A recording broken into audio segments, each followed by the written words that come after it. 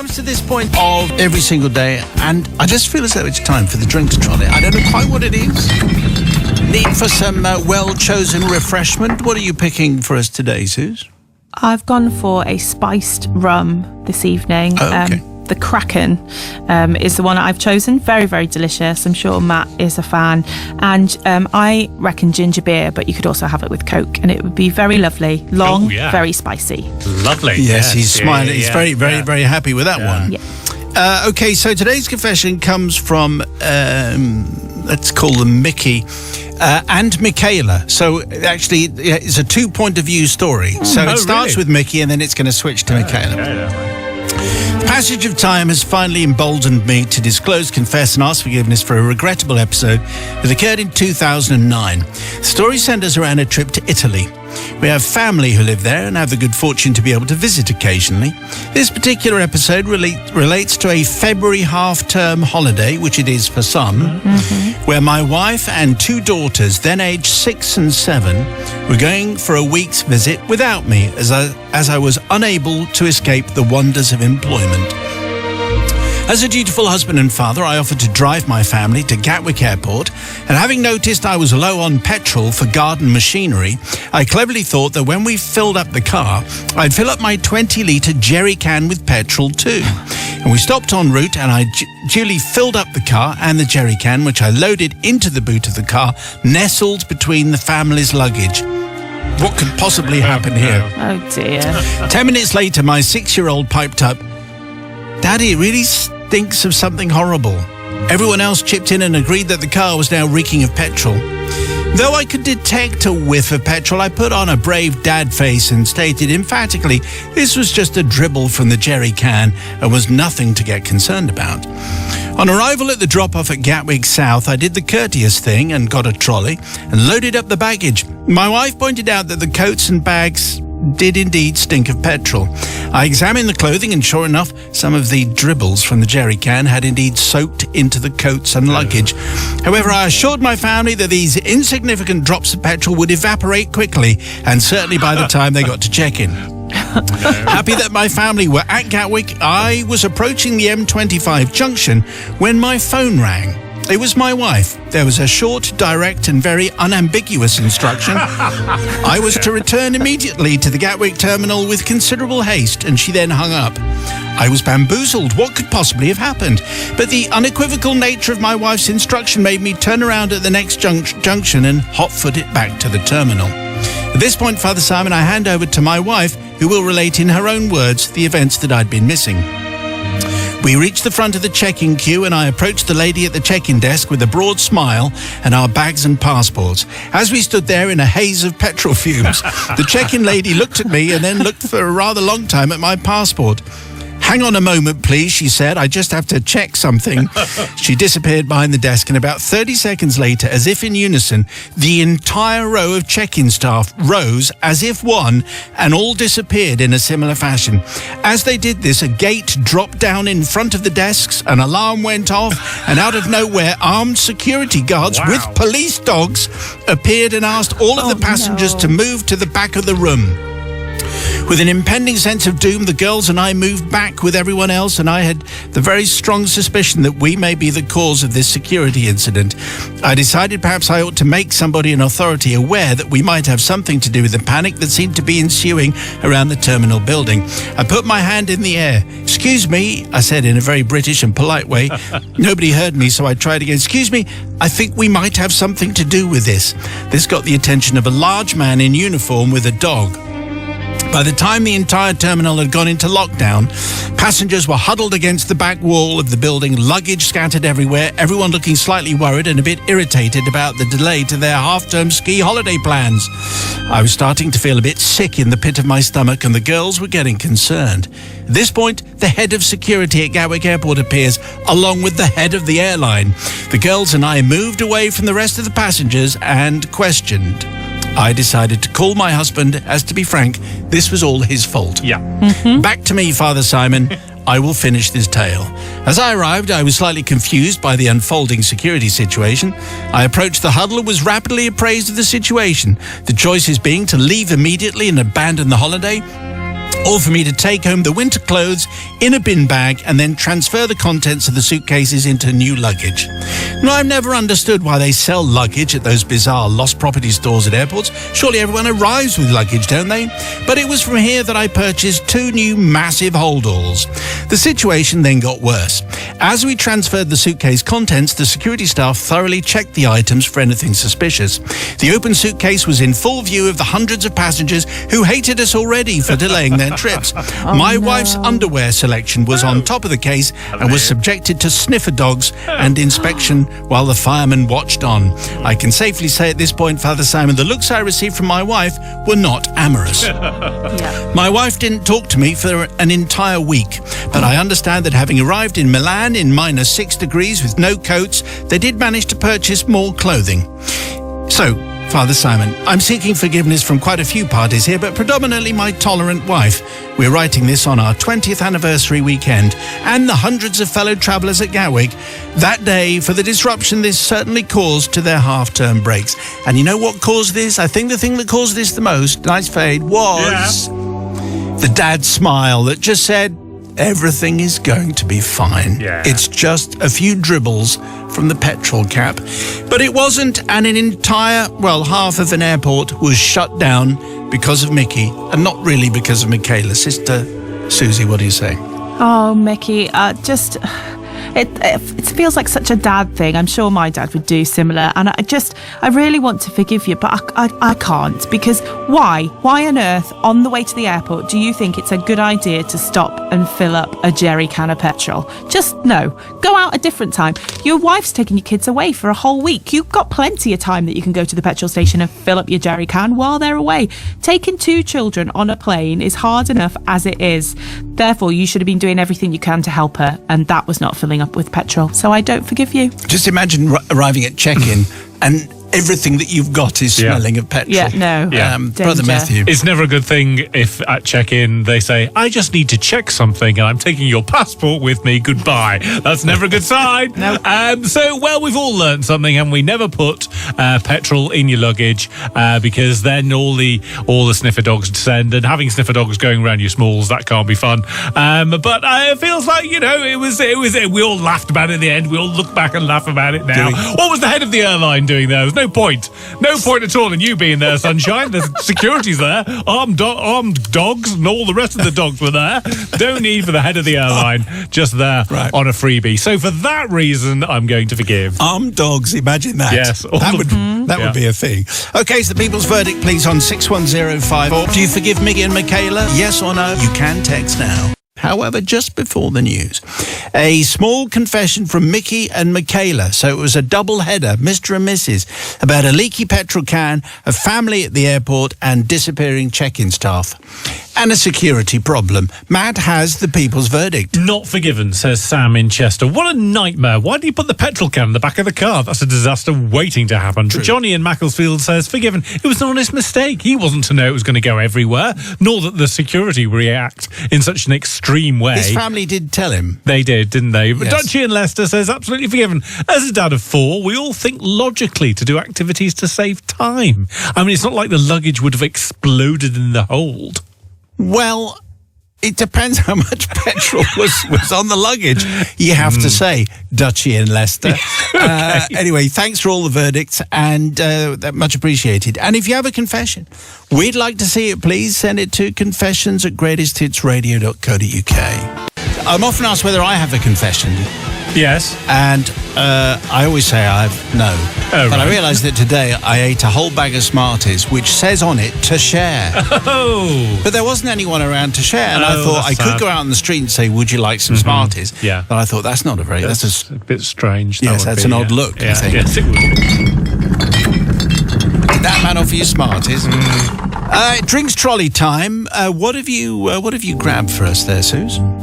Something interesting today. It's a fruit sour with pineapple, mango and lime. The base is like a Pilsner malt and then very fruity. It's called Pushing Fjords from Left Handed Giant, and 4.5%. All right. Well, that sounds like one for me and not one for Matthew, because he's pulling a face like he's sucking a lemon. Today's confession comes from Brandon. Okay. Father Simon, brothers and sisters of perpetual indulgence.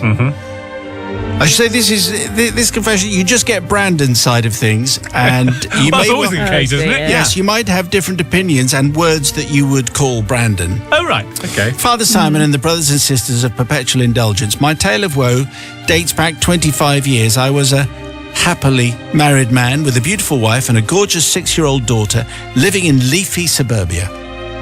Alas, my happiness was short-lived, and after 7 years of marriage, my wife and I divorced on account of her being a witch and quite horrible to me. Right.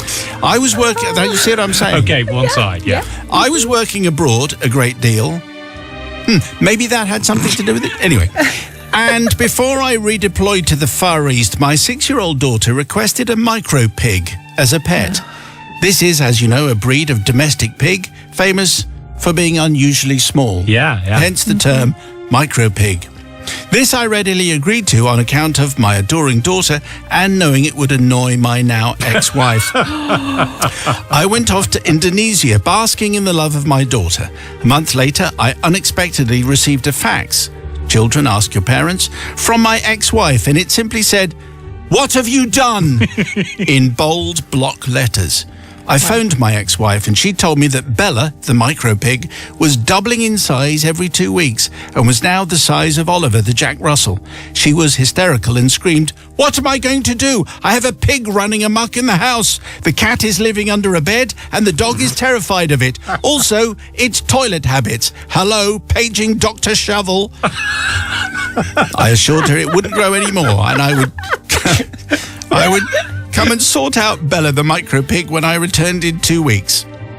I returned 2 weeks later, and Bella was no longer the size of our Jack Russell. She was twice the size. My ex-wife reached a new level of hysteria. "I've had to convert the garage into a barn. The garden looks like a scene from the Somme." Father Simon, I'm an erudite and well-travelled man. I shop in Waitrose and eat hummus, but nothing prepared me for Bella. She was literally doubling in size every month. I swore to my ex-wife that I was assured that Bella was a micro pig and it wasn't my fault. However, I did know, Father Simon. I had deliberately bought my daughter a British saddleback pig, a hefty and particularly large pig. I am now confessing all. Bella has gone to the sty in the sky after 17 years. My ex-wife and I are happily remarried to other people, and my daughter still adores me. In the spirit of friendship that I now have with my ex-wife, which might be a little tenuous, I ask for forgiveness. Best regards, Brandon. Well, that's why I prefixed it by saying it's one side of things. You might have different opinions and words that you would want to use towards Brandon. Anyway, we get the gist of what happened. He knew perfectly well that was no micro pig. That was a British saddleback pig. Sister Susie. Well, I just think it's a bit stupid, isn't it, Brandon? Like, one thing as well is you're saying you're doing it for the love of your daughter, but that, you know, no one can keep a pig that big unless you're on a farm. So you're going to have to give the pig up at some point, and then the poor daughter's going to be heartbroken that her pet that she wanted isn't micro, is in fact very big, and then you've disappointed her. So I just feel like it might have been funny, but I don't think it was anything to do with your daughter. I think it was probably to get back at your ex-wife, and I think that was just a bit silly because, you know, you should have done something nice and maybe not have got a pig. I don't know, it's just ridiculous, isn't it? It's just silly. Not forgiven. And I have to say, Your Honour, saying that you shop in Waitrose and eat hummus is not really... No, that's not going to cut any mustard.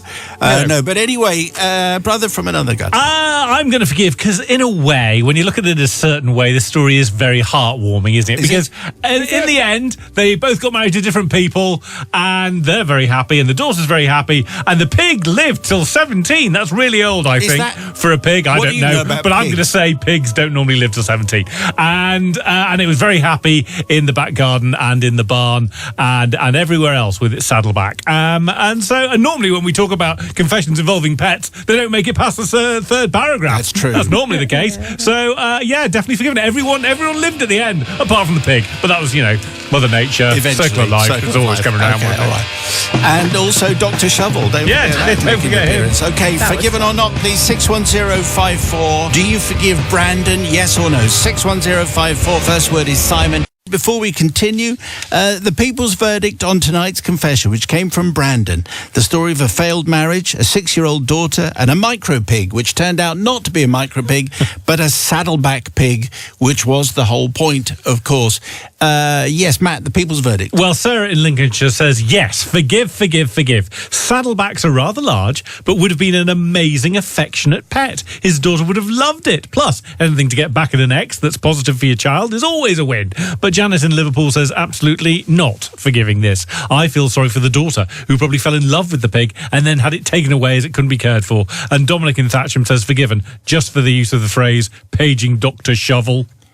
Well, That's not yes. bad. I mean, if you've got a pig in the house, it's not going to be as house trainable. No, it's not. I'm guessing. No. I'm not really a pig expert. None of us as are. you know. Yeah. But I'm imagining that it wouldn't look at a litter tray and say, oh, right, that's what I'm supposed to do. Yeah. Okay, so your confession, please. Send it to confessions@greatesthitsradio.co.uk. So let's get the drinks trolley in. A little bit of emergency action here. What are you prescribing today, Sister Susie? Oh, hang on, there you go. Sorry, that was my mistake. You were speaking and we couldn't hear, and it was entirely my fault. Go ahead. I'm feeling in the mood for a sparkling perry, so why not a bottle of baby sham for all of us? Yeah. Baby sham for everyone. Lovely. Yeah. Hurrah. Yes. You get a baby sham. After the show. Today's confession comes from Darren, Father Simon and the Sisters of Salvation, and Lord Matthew. Yeah. I seek forgiveness for a situation which took place at the end of the summer 2007. All names have been changed to protect the innocent and the foolish. To give some background, I worked as the head of a seasonal quality control department in a mailing house in Somerset, checking goods that were to go on sale over the festive period. It was a job I enjoyed as it gave me the opportunity to practice my greatest hobby, learning languages. As a seasonal job, we relied on temp staff from all over the world, and I was able to pick up greetings and basic phrases in Urdu, Korean, as well as practice my Spanish and German. Around the time of the event that requires forgiving, we had taken on some Polish girls, and I was struggling to learn this language that appeared to be a collection of words created from random handfuls of Scrabble tiles with added Zs. Okay. It just so happened that my dad, John, had started dating a Polish woman who I'll call Dora, and she offered to help teach me some of the basics, and so my journey began. Over the next couple of weeks, I learned the words for good morning, goodbye, and another pint of beer, please, which I was informed were the most important phrases to know. The girls at work were most impressed. Another fortnight and I was gleefully sprouting sentences such as there's no toilet paper and I don't understand anything. My father and his girlfriend were due to head to Poland for a holiday shortly after this, and they asked if I'd be interested in going along to see the country firsthand, and of course I said yes. And off we went a week later. I mentioned it to a girl who worked in my department named Anna. She gave me some advice about customs and how to address older people. You should always use the Polish equivalent of sir and madam, and also some tips on what to do if you meet women. She told me that public shows of affection are generally frowned on unless you're a teenager, and you should always make an effort to be polite. I took notes. It's a 26-hour drive from their house in Cheddar to the campsite we stayed in. We drove non-stop and it was not fun. Anyway, we reached our cabin in the early afternoon, unpacked and fell into unconsciousness. The next day we had visitors in the form of Dora's best friend and her 26-year-old daughter, Kate. We all shared a beer and hot dogs before Dora whispered something to Kate, who then stood up and invited me to walk with her. Now, Kate spoke no English and I wasn't exactly fluent in Polish, but we both knew very basic German, so we managed to converse in a bizarre Polish-English-German hybrid. We taught each other the words for lake, tree, boat and that kind of thing, spent a lovely evening walking through the forest and taking a pedalo out onto the lake. Time came for Kate and her mother to leave, so we said goodbye and I returned to the cabin to write down my new words. At the end of the week, we headed to Gorzów, Dora's hometown, and visited Kate and her mother. Again, Dora pushed Kate and me together and told us to take a walk. This time, though, she gave us a Polish-English dictionary. We walked around the city, taking in the sights, walking through the parks and going to the Riverside Bar. As we headed back 3 hours later, I felt the urge to hold her hand. But remembering Anna's warning, I decided to ask permission. Took out the trusty dictionary, flicked through, I found hold and pointed to it, and then hand pointed to that. She shook her head in confusion. I tried again with the word grab. No, that didn't work. Then take. And at this she beamed. She said, tack, tack, meaning yes, yes. Happy that she finally understood, I took her hand and we returned to the house. I busied myself with packing as she disappeared to chat with Dora and her mother. An hour later, my dad came out to say it was time to take the million-hour trip back to Cheddar. As we left home, Kate ran up to me and hugged me. She was crying, and I thought to myself, wow, she must be really impressed by my beer ordering skills, or something along those lines. I thanked her for a lovely evening and said I hope to see her soon, and then we were off. Kate emailed me every day, telling me about her day and how she missed me and how happy she was. I got Anna, the girl from work, to translate the emails for me, and I was a bit scared as to how Kate appeared to have developed a bit of an obsession after just a few hours spent walking around. A couple of weeks along, and I decided to let her down gently. I wrote an email saying it was lovely meeting her, but she was coming on a bit strong, and we were just friends. Okay. The next email I received was enormous. Right. I couldn't understand a word, so Anna began translating it for me. It read, "How could you do this to me? You've broken my heart into a million pieces. My mother said I'd been planning the wedding since you..." What? Wait. Anna began questioning me on what I'd been doing in Poland, and I was at a loss. I told her about the time we spent together, laughing that Dora had given us a dictionary to communicate with, and I explained to Anna how I couldn't find the right word, so I'd settled on take. Anna was shaking her head. The phrase I'd shown Kate was to take someone's hand. I had actually proposed marriage to her. And being a man of honor, I did the only thing I could. I changed my email address. Dora was fuming that I'd broken her best friend's daughter's heart. My dad shook his head in shame, and I laid low, too embarrassed to explain my colossal error. However, my brush with romance in Poland pulled me back to the country 10 months later when I married Anna. There, the woman from work. Her. Yes. Oh, right. The other woman in the story. Twist at the end. I cannot defend my actions or my cowardice at hiding from Kate. It took me 4 years to become fluent enough to explain to her about the misunderstanding, by which time she was happily married to a German. Oh. So it was all okay. I'd like to ask for forgiveness, therefore, not from her, but from Dora and my father for being caught in the middle of what must be one of the most awkward situations possible. Imagine proposing to someone in a foreign country, in a foreign language, and not realising it. Quelle horreur, as they would say in France and not in Poland. No, Sister Susie, what do you say to Darren?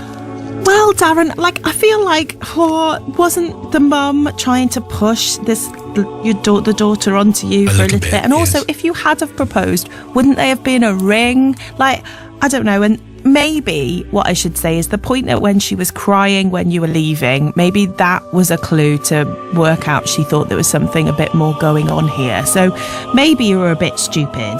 But I just feel like it was a bit silly. And you know, the poor Polish girl that thought she was going to get married and then disappointed, really. So I'm not sure I can forgive.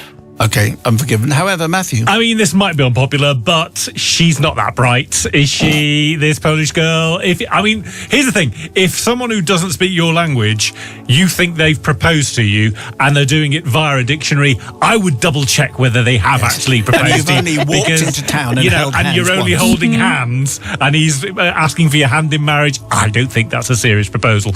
And also, it strikes me, why was he on this holiday? Because it appears to me that his dad's girlfriend was just trying to hurry him off the entire time. Why don't you go for a long walk while me and your father remain here? So I think for all of those reasons, I'm going to forgive. Darren says, I rate the podcast 11.2 stars. Good. Funniest thing on the net. On the net, indeed. Nice. Okay, people's verdict, please, for Darren. Do you forgive him or not? 61054. First word is Simon. For the people's verdict, do you forgive Darren? 61054 on the text. First word is Simon. Just before the news, we had a confession from English Darren and the story of him and Polish Kate.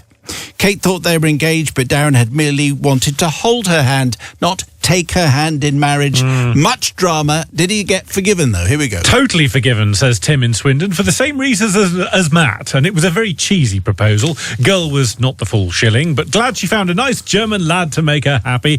Samantha in Walton on the Hill, forgiven. Darren was trying his best with the dictionary. I don't understand how this girl thought that after one walk to the shops, he was proposing. And why did her mum go along with it? And Tom says, forgiven. That is the best thing I've heard all day. And it had a sweet twist at the end. I wish the best to all parties involved. Absolutely. Everyone seems to be happy. And Anna and English Darren got married. And that was a very lovely thing. So if you have a story, it's confessions@greatesthitsradio.co.uk. Thank you very much indeed. Today's confession, I have to say, comes with a warning. Oh, really? And that is, if you're consuming food, as we are about to, or particularly drink, then...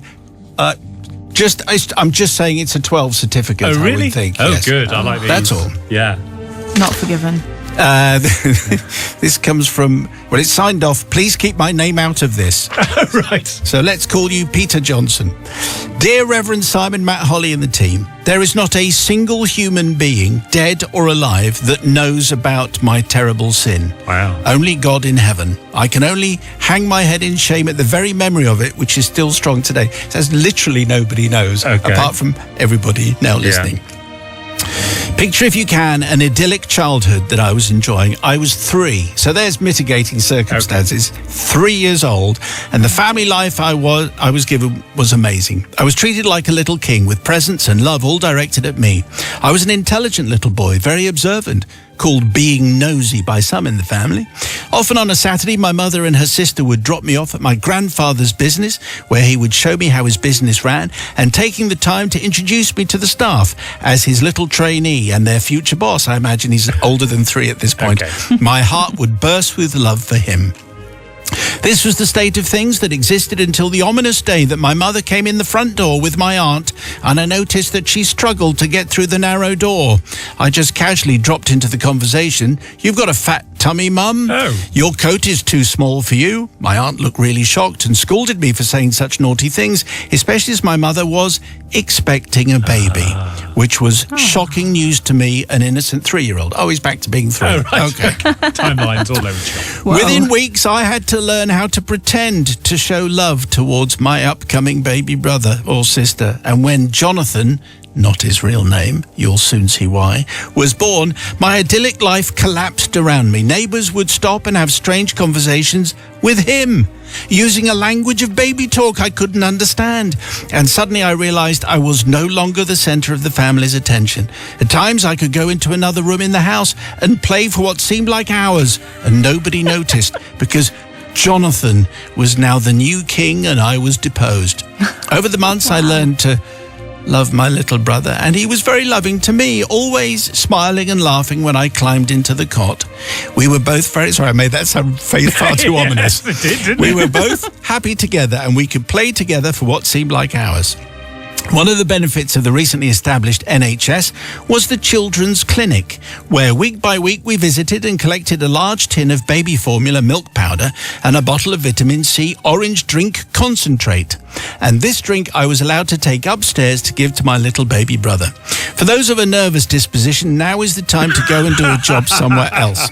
Because on this Sunday afternoon in question, after Jonathan had emptied his glass drinking bottle of orange drink, he held it up to me and said, "More?"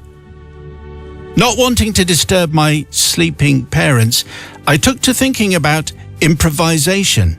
What was a sort of orange drink in colour that might be nice and warm, I wondered. Oh. Dear. Time passed. Time did pass. Yeah. My baby brother held out his hands and grabbed the now resealed bottle, and he gulped it all down, occasionally stopping to give me a smile or chuckle. This was the point at which the awful truth dawned on me that I might have poisoned my little baby brother. I can so clearly remember standing by Jonathan's cot and watching as he sucked the bottle dry. I was mortified, even though I didn't know what that meant. I was on the point of tears for the terrible, terrible thing that I had done. Everything was very quiet, and then suddenly from the cot 2 little hands appeared holding the now empty bottle. Wow. And a pleading voice that said, "Oh no, more?" I found it too much and burst into tears. I seek forgiveness, Father Simon and the team, not from our now passed on parents, to use an inappropriate phrase, but from my little brother, who has been my pillar of a brother for over 60 years. Has been to me a wonderful friend and support down the years. Unfortunately, he's not displaying any long-term issues from my special drink. I strongly recommend not doing this. It's been weighing down on my conscience ever since. Please keep my name out of this. Yeah, again, says Peter Johnson. Obviously, that's not his real name. Oh, that was smart. I like great, that very smooth. much. But can I'd just like to say I took out quite a lot of that.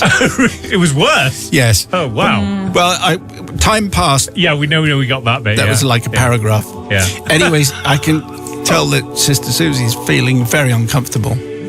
It's just disgusting. Just disgusting. He's only 3. I can't. I know he's only 3, but also, you know, that's a very strong reaction to having a new brother. And I know, you know, even if you were 3, you know that that's not a thing. That's not a thing that you do. Yeah. You're potty trained by 3, so you know where that goes. It goes in the toilet, and that's where it should stay. So, not forgiven. Okay, Brother Matthew, over to you then. So I'm gonna forget. I mean, he was 3 for one, you know. So I didn't really know what he was doing, and he was mortified at the time, wasn't he? He was, bless him, he was almost in tears. And it turned out, that Jonathan was fine. He was fine. He wanted more. In fact, he wanted more, and they bonded, didn't they? They bonded. Maybe deep down they bonded over this incident. Even though Jonathan obviously doesn't remember because he was too small. And no harm done in the end. Everyone's still alive, hopefully, apart from the parents. But anyway, time passed. And for all those reasons, I'm going to forgive. I love the drama of the fact that Peter has literally not told anyone. No not one Jonathan, knows. Not his parents, Now not his the friends. nation knows. There's a reason. There is a reason for that. And now we can all pass judgment. 61054 on the text, please. First word is Simon. Forgiven or not, the people's verdict is expected. Just before the news, we had a confession from Peter, who, aged 3, got a baby brother. And the baby brother became thirsty, and Peter improvised. That'll do. The people's verdict is in. Here we go. Not forgiven, says Anna in Ipswich. As Sister Susie says, even a 3-year-old should have known better. But Andrew in Cambridge says, forgiven. I think no harm, no foul, even if it was a foul thing to do. Yeah. And Anonymous says, please name and shame this person. I'm 64, and I've already had a call from my brother asking if it was me. I suppose that's true. When it's anonymous, you absolutely have no idea. There will be people thinking, But it says, please keep my name out of this, and so that's the way it works. So if you can send your confession in, it can be anonymous if you like. You just use a different name. You send it to confessions@greatesthitsradio.co.uk.